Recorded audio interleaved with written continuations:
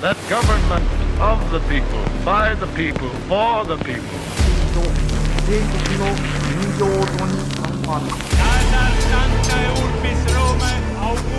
Да здравствует мир между народами. Урд минь Монголын уудам хад, хойно минь Монголын хүчрхэг их мордчлог байваа. 2025 оны 6 дугаар сарын 13-ны өдөр Израилийн зэвсэгт хүчин Ираны цөмийн байгууламж болон цэргийн хэд хэдэн байгууламжууд руу агаарын цохилт хийсэн. Энэхүү агаарын цохилтын гол зорилгыг Израилийн зүгээс тайлбарлахдаа бол Иран улсын цөмийн хүчин чадал цөмийн судалгааг бол зогсоох. Түүнчлэн батлан хамгаалах буюу цэрэг зэвсэг армийн чадамжийг нь бол сулруулах үндсэн зорилготой байсан хэмээн бол мэдэгдэж байгаа юм. Мөн Израиль улсын зүгээс хийсэн энэхүү агаарын довтлохоонд бол Ираны цэргийн болон цөмийн судалгааны хэд хэдэн нөлөө бүхий эрдэмтэд мөн генералууд бол амиа алдсан болох нь албан ёсны мэдээлэлээр бол тодорхой болоод байгаа. Тухайлбал Ираны зэвсэгт хүчний жанжин штабын дарга Мохаммед Багери, Исламын хувьсгалт гвардийн командлагч Хосейн Салами гэх мэтээр цэргийн томчууд алагдсан болох нь бол тодорхой болсон. Энэ хоёр амиа алдсан генералуудын хувьд бол Ираны шашны дээд удирдагч өөрийн биеэр шууд томилсон буюу Ираны зэвсэгт хүчний голлох хүмүүс байсан нэгэнт бол тодорхой. Тэгэхээр Израилийн зүгээс хийсэн энэхүү дайралтын дараагаар буюу яг маргаашнаас нэгфээд Иран улс ч мөн Израилийн эсрэг Пуужингийн цохилт өгч эхэлсэн. Өнгөрсөн Бямб гаригийн шөнөөс эхлээд Израилийн Тель Авив болон Иерусалим зэрэг хотуудад бол ээлж дараалан дэлбэрэлтүүд сонсогдож ойрхон орнодод бол туйлын тогтворгүй байдал бол үүсэт байна. Ираны шашны дээд удирдагчийн зүгээс Израиль улсыг тэрээр дайн ихлүүлсэн хэмээн үзэж Израилийг яасан ч зүгээр өнгөрүүлэхгүй гэж олон улсын тавцсанд бол занал хийсэн мэдэгдэл бас хийсэн. Ингээд Израиль Иран хоёр улсын хооронд болж буй агаарын давталхоонууд бол үргэлжлэлсээр байгаа бөгөөд өдгөө 3 дахь өдрөө бол араалсан явж байна. Мөн хамгийн сүүлд цацагсан мэдээлэлээр бол Израилийн зүгээс Ираны шашны дээд удирдагч Аятолла Хаменейгийн амь насыг хөнөөх нууц цэргийн ажиллагаа явуулах гэж байсан нас тодорхой болсон гэх мэдээлэл байгаа. Үүнийг гэхдээ Израиль эсвэл Ираны тал бус харин Америк нэгдсэн улсын талаас мэдээлсэн олонний анхаарлыг бол татаж байгаа юм. Нэг ёсондоо бол Америк нэгдсэн улсын ерөнхийлөгч Дональд Трамп нь Израилийн ерөнхийлөгчд хандан Ираны шашны тэргүүнийг хөнөөх ажиллагааг зогсоохыг шаардсан болох нь бол ил болоод байгаа юм а. Тэгэхээр өнөөдрийн дугаараар бол маш өргөн сэдвийн хүрээнд бол ерөнхийдөө ярина. Иран болон Израиль улсуудын хооронд яагаад ийм нөхцөл байдал, яагаад ийм хүйтэн хөндөй дайсагнагдсан харилцаа үүсэх болсон цаад шалтгаан, түүний түүхэн нөхцөлийн талаар ярина. Түүнчлэн цаашид энэ хоёр улсын хооронд яг юу болох боломжтой, цаашид хувь тавилан ямар байдлаар өрнөх магадлал өндөр байгаа талаар, бас бүс нутгийн мөргөлдөөн нь бүс нутгийг хамарсан дайм болон өргөжж цаашлаад Америк нэгдсэн улс, Турк, Сауди Араб зэрэг улсуудыг бол татан оролцуулах боломжууд, хамгийн гол нь Израиль болон Ираны асуудал нь бол энгийн нэгэн дипломат маргаан эсвэл газар нутаг эд баялагын төлөөх дайсагнагцад бус, харин хэн нэг үнэн сэтгэлээс устгаж газрын хөрснөөс арчин хаяхын төлөөх хүсэл шунал. Бүр энэхүү хүсэл шуналаа өөрийн үндсэн хуулиндаа хүртэл оруулж нэгдсэн үндэсний байгууллагын эндэр дээрээс хүртэл зарлан тунхаглаж нэгээ сатаны хүүхдээр нь хүртэл дуудахад хүрсэн жинхэнэ бодит геополитикийн хямралын түүхийг бол өгүүлэх болно. Тэгэхээр гол сэдвүүтээ орохоос өмнө та бүхэнд хамтран ажиллагч байгууллага Австрийн хууль зүйн давж байгаа танилцуулж байна. Та бүхний зарим нь маань бол угаасан танил болсон байх. Тэгэхээр танд болон таны аж ахуйн нэгжид ямар нэгэн байдлаар хууль зүйн зөвлөгөө тусламж хэрэг болбол Австрийн хууль зүйн давчаанд хандаарай. Ираны цөмийн хөтөлбөр нь анх 1957 онд Америк нэгдсэн улсын Atoms for Peace хэмээх хөтөлбөрийн хүрээнд буюу эрчим хүчийг энхийн зориулалтаар ашиглах хүрээнд зөвшөөрөл авч эхэлж байсан түүхтэй. Болмоор 1970-ад онд Ираны шахын засаглалд ор Иран улс нь Франц болон Герман зэрэг барууны орнуудтай хамтран цөмийн реактор барих төлөвлөгөөгөө гаргаж эд ажилдаа орж эхэлж байсан. Гэвч 1979 онд Иран улсад Исламын хувьсгал гарч барууны дэмжлэгтэй шахын төр нуран унсан тул Америк нэгдсэн улс болон барууны орнууд тэр дорн Ираны цөмийн хөтөлбөрийг дэмжих бодлогоо зогсоосон байдаг. Гэхдээ шашны хатуу засаглалтай болсон шинэ Иран улс барууны дэмжлэг байхгүй боллоо гэдэг цөмийн хөтөлбөрөөс бас нэг алхам чухраагүй. Тэд 1980-ад оноос буюу Иран Иракийн дайн дуусаж харьцангуй энх тайван тогтсны дараагаар Иран улсад өндөр түвшний аюулгүй байдлын систем шаардлагатай хэмээн үзэж хаант засгийн үед эхэлсэн цөмийн цөмийн хөтөлбөрийг дахин амь оруулж ичимжүүлж эхэлжээ. Улмаар 2002 онд Америкийн нэгдсэн улсын тагнуулын байгууллагаас аль ёсоор Иран улс цөмийн хөтөлбөр хэрэгжүүлж байгааг хөдлөшгүй баримтаар тогтоож дэлхийн нийтэд дэлгэсэн байдаг. Үүний дараагаар Америкийн нэгдсэн улс, Европын холбоо болон нэгдсэн үндэсний байгууллагуудын зүгээс Ираны эсрэг шат дараалсан эдийн засгийн хориг тавьж эхэлжээ. Учир нь тухайн үед Иран улс нь ураныг 60 хүртэл хувь баяжуулах чадвартай болоод байсан бөгөөд энэ нь тэд цөмийн зэвсэг бүтээхэд тун ойрхон тулж ирээд байгаагийн нотолгоо байв. Барууны ертөнцийн энэхүү хардлагыг Иран улс өөрөө ч мөн үгүйсгээгүй юм. Улмаар 2015 онд Америкийн нэгдсэн улс бусад томоохон улсуудын хамтаар Иранд шахалт үзүүлсэний үр дүнд Ираны цөмийн хөтөлбөрийг царцааж ураны баяжуулалтын хувийг 5% барих түүхэн тохиролцоо хийж чадав. Гэтэл 2017 онд Дональд Трамп анх удаа Америкийн нэгдсэн улсын ерөнхийлөгч болсон даруйда Америкийн нэгдсэн улсыг Ираны асуудал дээр санал нэгдсэн олон улсын гэрээнээс гаргах шийдвэр гаргажээ. Үүнд нь Иран улс бухимдаж ураанаа дахин баяжуулж улмаар 2021 он гэхэд баяжуулалтаа 60% хүргэв. Тэгэхээр хамгийн гол асуудал нь яг хаана байна вэ гэвэл Иран улс хэдийгээр цөмийн зэвсэг бүтээж чадлаач гэсэн тэд өөрсдийн цөмийн зэвсгээ Америкийн нэгдсэн улс эсвэл барууны нутагт цөмийн цохилт өгөх боломж байхгүй. Тэдэнд тэр хүртэл аюулгүйгээр цөмийн бөмбөгдөгч онгоцнуудаа хүргэх дэд бүтэц, логистикийн систем, мөн төв алгасах хүчин чадалтай пуучин байхгүй. Иймээс Иран цөмийн зэвсэгтэй болсон байлаа гэж муугар бодоход Америкийн нэгдсэн улсад яг одоогоор ямар ч бодит аюул байхгүй гэж хэлж болно.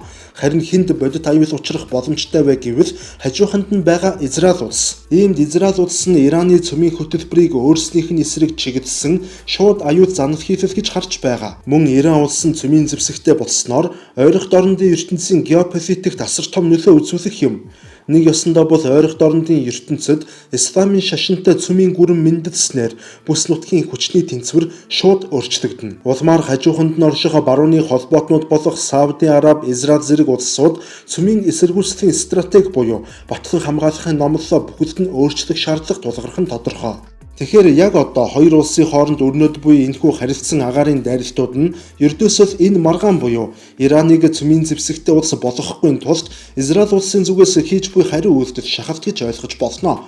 Гэхдээ энэ хоёр улсын уг агаарын тулаан нь бодит байдал дээр харьцангуй тайван замаар оршин тогтнож буй бүс нутгийн бусад улс орнуудад маш том эрсдлийг учруулж байгаа. Нэг ялангуяа эдийн засгийн хүчин чадал сайтай улсуудад бүс нутагт тогтворгүй байдал үүсгэх эрсдэлтэй тул тэд болгоомжилж байгаа. Үүний хамгийн тод жишээ нь Турк улсын ерөнхийлөгч Режеп Тайп Эрдоган хэдийнэ хөдлөж эхэлсэн бөгөөд тэрээр нөхцөл байдлыг илүү дордуулахаас сэргийлэхийн тулд талуудыг яриа хэлэлцээрд зуучлаж өгөх хүсэлт гаргаад байгаа.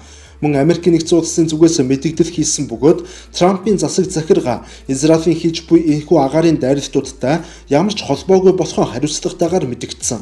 Америкийн нэгдсэн улс нь бүс нутагт буй улс орнууд руу халдах бодолгүй бөгөөд харин ойролт орнодод байрлах өөрсдийн цэргийн баазуудаас шаардлагатай тохиолдолд хамгаална гэдгээ тун тодорхой мэдэгдлээ.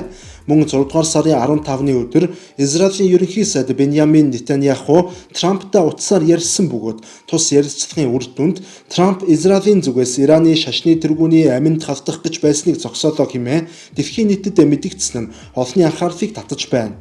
Уг мэдэгдлийг Трамп яг өөрөө хэлээгүй боловч Вашингтоны хамгийн том голлох 3 хэвлэлээр цацагдсан нь олон нийтэд с ิจ төрүүлж байгаа юм.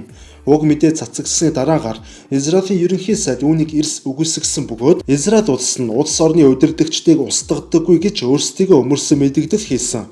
Нөхцөл байдал хэд хурдан өрнөж байгаа тул яг аль мэдээлэл нь баталгаатай үнэн болох нь одоогоор тодорхойгүй байдалд байх шиг байна. Хүмүүс ерөнхийдөө өөрсдийн сонссон эхний их сурвалжуудаараа нөхцөл байдлыг ерөнхийдөө ойлгож байгаа бололтой. Тэгэхээр контентын дундуур та бүхэнд манай сувагтай хамтран ажилладаг Домч Бор брендийн 5 тансаг хунчир зэрэг цувралын шинэ төрөл болох хошны самартай төрөл маань худалдаанд гарсан гэдгийг дуулгахад бол таатай байна. Энэхүү төрөл нь бол одоо Монгол орны ойгоос хамгийн сайн сортын самрыг ширж сонгон орчин үеийн технологиг уламжлалт ангаах ухаантай хослуулан гаргасан амт үнэрийн хувьд бол ярилцгүй сайхан бүтээгдэхүүн болсон. Та энэхүү бүтээгдэхүүнийг нэг удаа хэрэглэхдээ 37 мл буюу эрүүл мэндэд хамгийн зохистой хэмжээгээр хэрэглэхийг зөвлөж байгаа юм а. Тэгвэл цаашид яах вэ? Израиль Иран хоёрын хооронд ойрын ирээдүйд юу болж магадгүй байгаа талаар хэд хэдэн хувилбарууд албан ёсоор дэвшүүлэгдээд байна. Эхний хувилбар бол Израиль улс урьдчилсан цохилт өгөх хувилбар юм. Яагаад Израиль улс урьдчилж цохилт өгөх вэ гэвэл юуны өмнө Ираны ураны баяжуулалт 60% хүрсэн талаар түрүүн хэлсэн. Харин энэ тоо 90% хүрвэл Иран улс шууд цөмийн зэвсэг үйлдвэрлэх боломжтой болно гэсэн үг.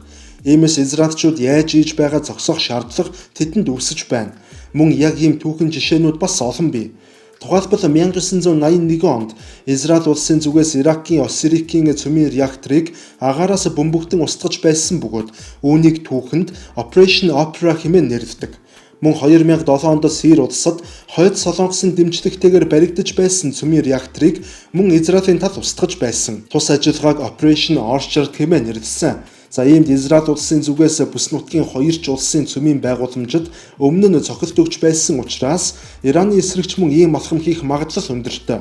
Гэхдээ гол ялгаа нь Ираны цөмийн байгууламж газрын гүнд байрлаж байгаа учраас тэд bunker buster буюу гүнд нэвтрэх бөмбөг эсвэл пуучин ашиглах шаардлагатай болж байгаа юм а. Мөн Иран улс нь бас Сирь эсвэл Ирак биш гэдгийг тооцоолох хэрэгтэй.